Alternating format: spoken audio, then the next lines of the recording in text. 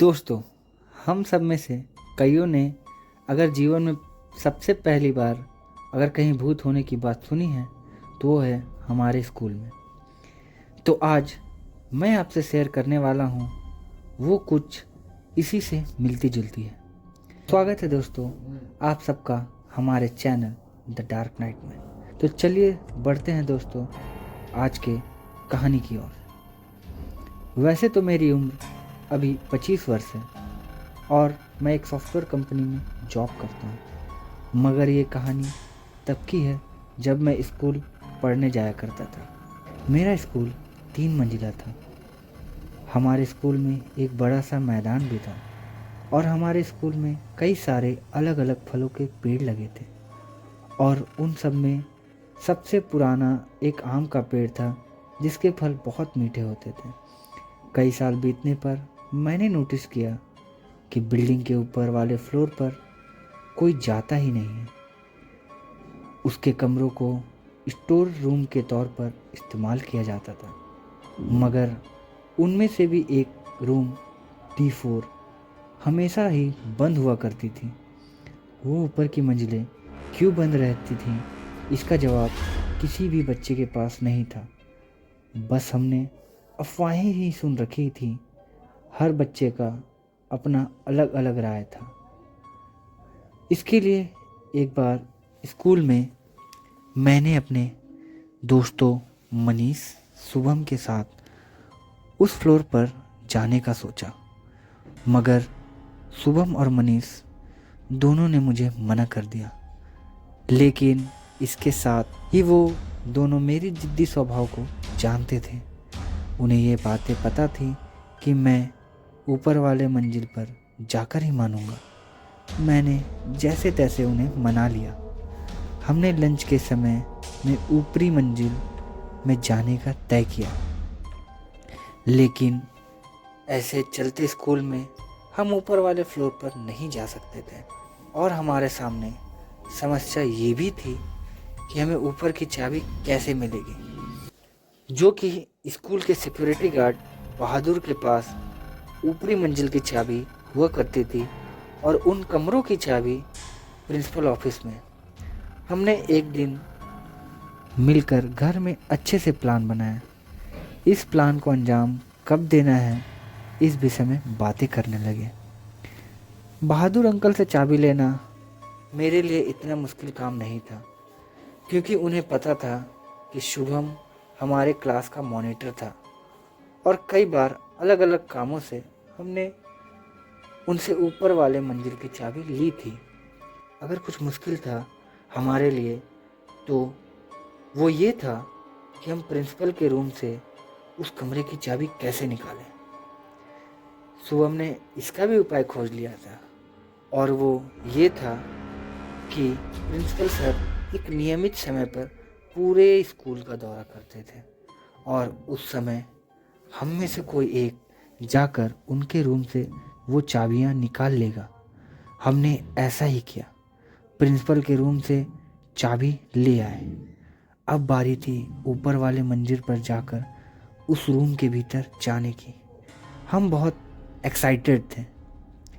इसके लिए हमने अपने अपने घरों में यह कह दिया था कि शनिवार के दिन हम तीनों लोग ग्रुप स्टडी करेंगे ताकि रात में घर वाले हमारे लिए परेशान ना हो।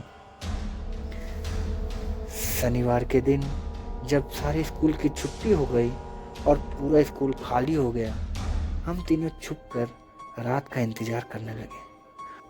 हम पूरी तैयारी के साथ आए थे। जैसे ही रात हुई तब रात के 10 बजे हमने ऊपरी मंजिल का दरवाज़ा धीरे से खोला और ऊपर चले गए।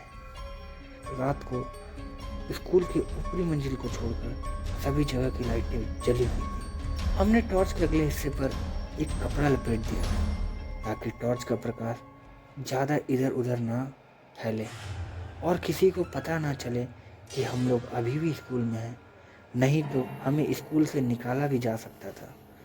टॉर्च की हल्की हल्की रोशनी में हम तीनों कमरा नंबर D4 की ओर बढ़ने लगे। हम जब कमरे की दीवार के पास पहुँचे तो हमें ऐसी आवाज़ें सुनाई दे रही थी जैसे कोई अंदर रो रहा हो। ये सुनकर हमारे रोंगटे खड़े हो गए और इतने में मनीष डर के मारे वापस जाने की जिद करने लगा। हमने जैसे तैसे मनीष को शांत कराया, नहीं तो मनीष के डर के कारण अगर गार्ड हमें ऊपर की मंजिल पर पकड़ लेता तो हमारे लिए मुसीबत खड़ी हो जाती। हमने धीरे से कमरे का दरवाज़ा खोला। हमारे शरीर में बिजली की लहर सी दौड़ गई। एक समय के लिए हमें सदमा सा लग गया हो। हमें उस अंधेरे में लगा मानो जैसे हमने किसी को पंखे से लटकता हुआ देखा है। मगर जब हमने टॉर्च की लाइट उस तरफ की तो हमें सब कुछ समान नहीं लगा। ये हमें अपनी आंखों का भ्रम लगा और तब जाके हमारी जान में जान आई। हमने उस कमरे को बाकी कमरों की तरह ही सामान्य पाया। बस वो कमरा कई सालों से बंद होने के कारण धूल की मोटी परत से भर गया था। हमें वहाँ कोई असामान्य चीज़ नहीं दिखी। पहले तो हम लोगों को ऐसा लगा जैसे हमने कोई अनसुलझी पहेली सुलझा ली हो, मगर हम लोग एक खौफनाक खतरे से पूरी तरह अनजान थे। हम लोगों ने ज़्यादा समय नहीं लगाते वहाँ से तुरंत निकले।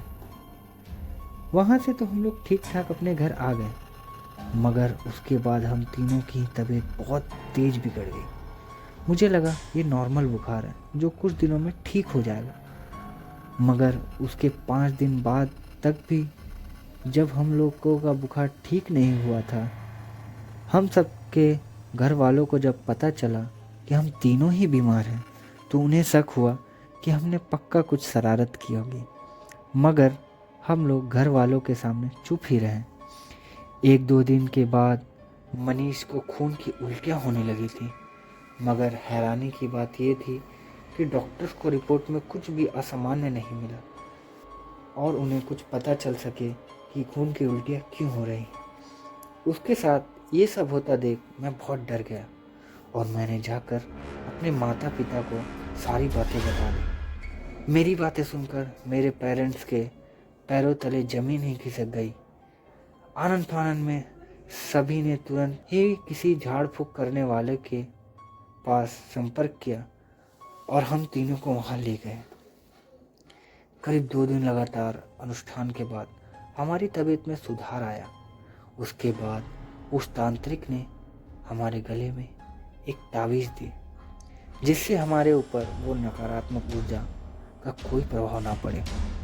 हम सब पहले की तरह ठीक हो चुके थे और हमारे साथ बीते इस डरावनी घटना के कारण हमारे माता पिता ने हमारा दाखिला दूसरे स्कूल में करवा दिया। इस घटना के बाद मैंने जब अपने पुराने स्कूल के क्लासमेट से इस बारे में बातें की तो उन्होंने उस कमरे का एक बहुत ही खौफनाक राज हमें बताया।